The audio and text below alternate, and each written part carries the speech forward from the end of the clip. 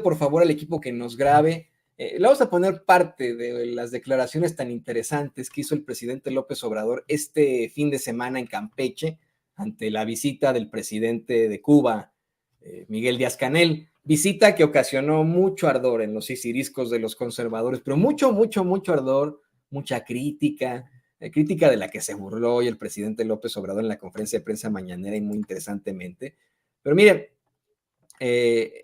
luego de que le entregara esta orden del Águila Azteca a Díaz-Canel, pues el presidente destacó la relación de hermandad política que existe entre México y Cuba. Yo quiero, antes de que pongamos estas declaraciones, recordarle a usted que esto no es nuevo del gobierno de Andrés Manuel López Obrador.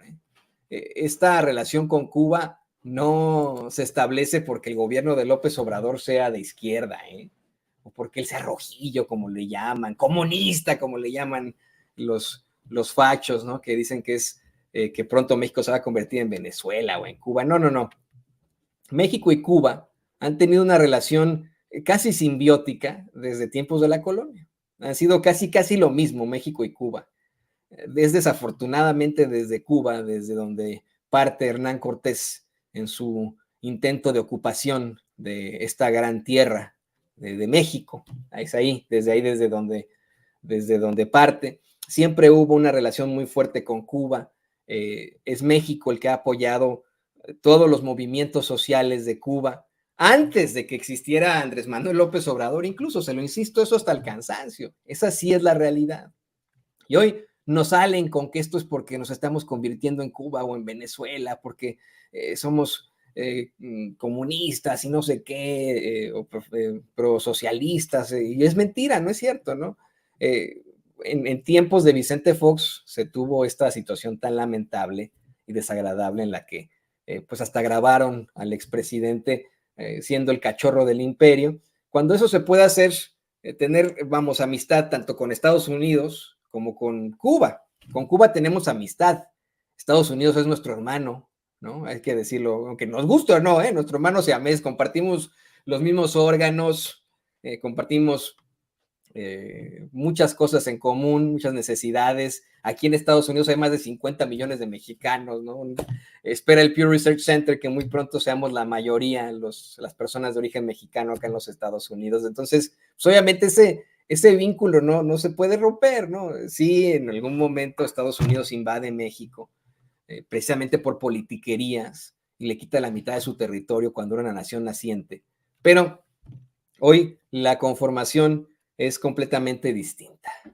Y le insisto, la relación con Cuba siempre ha existido. Los presidentes siempre fueron a Cuba, se reunieron con Fidel Castro. Esa es la realidad. El mismo Peña Nieto estuvo ahí con los principales líderes comunistas, ¿no?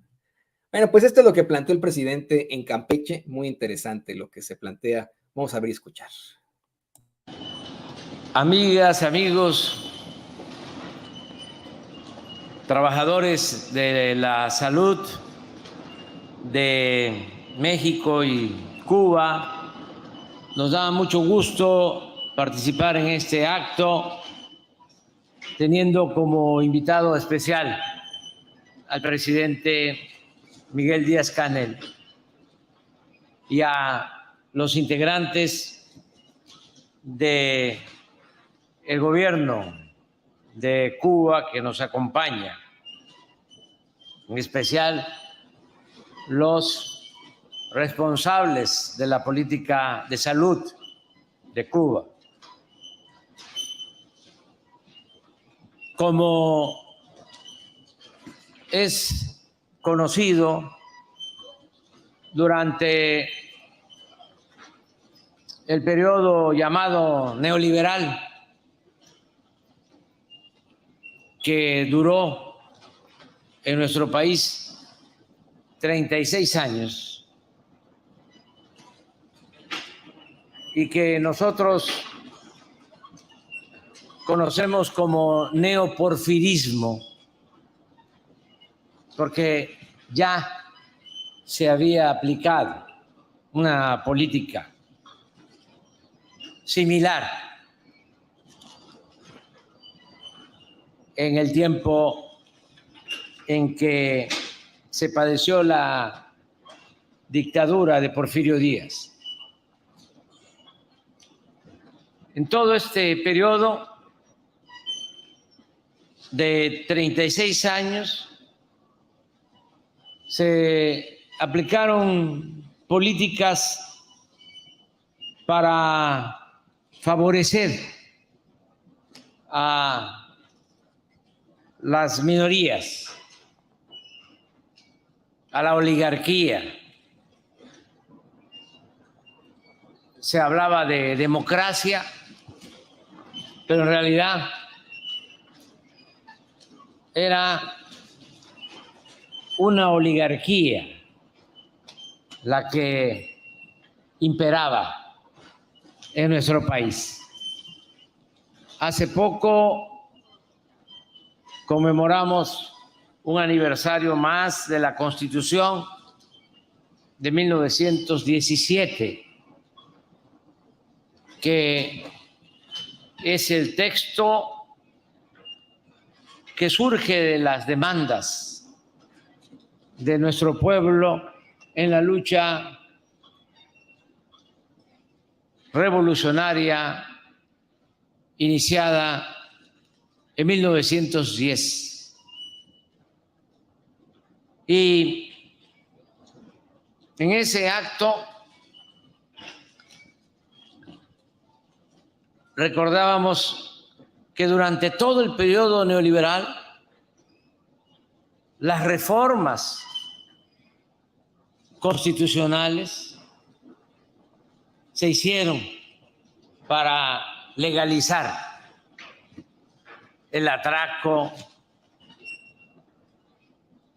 el robo, la corrupción. Y no se aprobó durante los 36 años ninguna reforma en beneficio de nuestro pueblo. Algo verdaderamente lamentable y hasta increíble. En los 36 años de política neoliberal se entregaron las empresas públicas, los bancos que eran de la nación, los ferrocarriles, las minas, los puertos, los aeropuertos. Pero también se avanzó en la privatización de la industria eléctrica, del petróleo, y no se detuvieron ni siquiera en lo relacionado con la educación y con la salud. Las llamadas reformas estructurales iban dirigidas a poner al mercado, como si se tratara de mercancías, la educación y la salud, con el propósito de que estudiara o se curara quien tuviese para pagar una colegiatura o una consulta o una atención médica.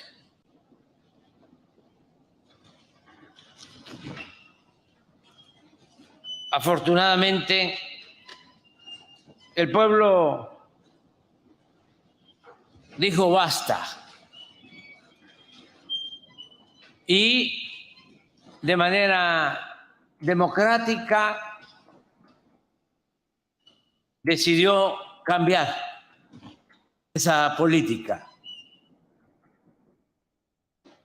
llevar a cabo una transformación también para enfrentar una tremenda decadencia que padecíamos. La corrupción produjo un proceso de degradación progresiva en todos los terrenos de la vida pública. Y para enfrentar una decadencia no hay más opción alternativa que una transformación profunda, arrancar de raíz el régimen de injusticias, de corrupción, de privilegios. Y eso es lo que se está haciendo en México, sin titubeos, sin medias tintas. Ahora gobierna el pueblo, no mandan los que se sentían dueños de México. Y por eso estamos impulsando la educación, impulsando la salud, para que no sean como querían los privatizadores neoliberales, corruptos,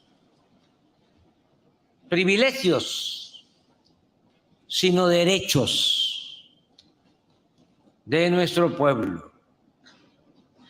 En materia educativa se avanzó porque cancelamos una mal llamada reforma educativa. Desde luego que nos afectó mucho esa política. Y la prueba es de que hasta nuestros días nuestro país no tiene los médicos ni los especialistas que se requieren, porque con la política educativa privatizadora se aplicaban exámenes de admisión que se utilizaban como instrumentos para rechazar a todos los que querían estudiar en una universidad o una especialidad. Cuando a mí me tocó ir a estudiar a la Ciudad de México, de mi pueblo natal,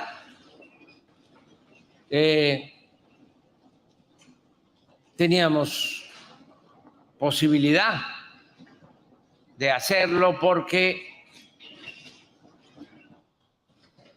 había la casa del estudiante tabasqueño en la Ciudad de México. De ahí nos daban hospedaje y alimentación. Y la educación superior y la educación en todos los niveles de escolaridad era gratuita.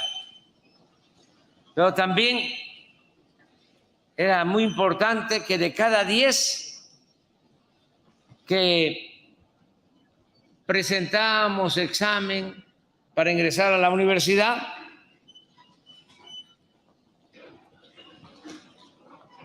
aceptaban a 9, solo rechazaban a 1.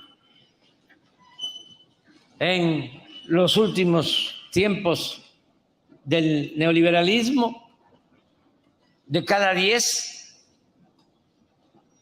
aceptaban a 1 y rechazaban a 9. Esto en la UNAM y en todas las universidades públicas, porque querían que se crearan universidades privadas para que estudiara, repito, el que tuviese para pagar colegiatura. Yo no estoy en contra de la educación privada. El que tiene para pagar una escuela privada lo puede hacer, está en su derecho, pero el Estado no puede incumplir su responsabilidad social.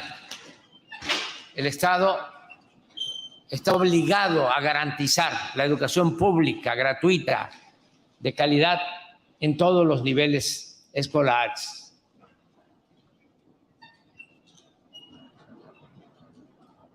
Por esa política nos quedamos sin médicos suficientes y sin especialistas. Y pues estamos ahora levantando el sistema de salud pública. Recuerdo que cuando llegamos al gobierno hice una gira por Yucatán y visitamos 3 hospitales.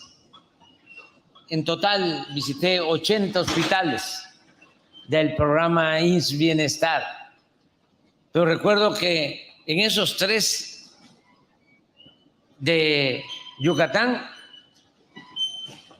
no había pediatras, y así en casi todos los hospitales. Nadie quería ir a trabajar a hospitales rurales, donde se necesitaba a los especialistas.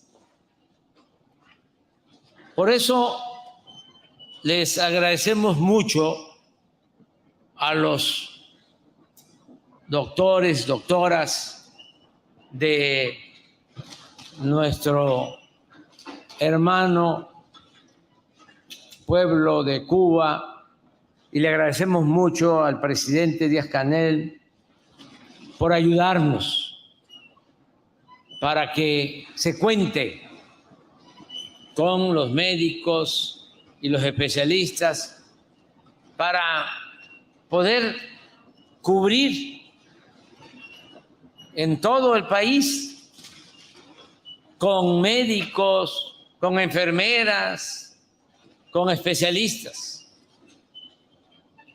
que tengamos médicos no solo de lunes a viernes, sino los 7 días de la semana y 24 horas, que podamos tener médicos en centros de salud, en unidades médicas, en hospitales de segundo nivel, en hospitales rurales. Y es un desafío. Y vamos a cumplir con este compromiso. Cuando iniciamos el recorrido por los hospitales, ese era el propósito: consolidar un sistema de salud pública para garantizar el derecho del pueblo a la salud. Se nos vino, como todos sabemos, y padecimos la pandemia y tuvimos que echar a andar un plan de emergencia, unirnos todos. Ayudaron mucho médicos, enfermeras, héroes, heroínas que arriesgaron su vida para salvar vidas en esos momentos tan difíciles. Mire, muy interesante este discurso que da el presidente López Obrador ahí en Campeche es verdaderamente internacional, hace eco en muchas partes, y de aquí, bueno, obviamente se va a la parte importantísima de la salud, del sistema IMSS Bienestar. Se busca establecer que la salud de México, o sea, mire, les va a doler mucho a los conservadores, ¿no? Va a salir Liteyes a decir que estamos hablando del socialismo y no sé qué, pero se está buscando que sí, el sistema de salud de México sea como el de Dinamarca, pero también como el de Cuba. Y eso es hablar de mucho, de muchísimo. El sistema de salud de Cuba está entre los mejores del mundo, si no es que es el mejor del mundo. A lo mejor su pueblo tiene muchas privaciones debido al bloqueo, se enfrentan a la pobreza, pero no se enfrentan a problemas de educación y no se enfrentan a problemas de salud. Esa sí es la realidad. Pero bueno, ¿qué le parece que vamos a más temas internacionales? Me han pedido mucho que hablemos de este caso. La Secretaría de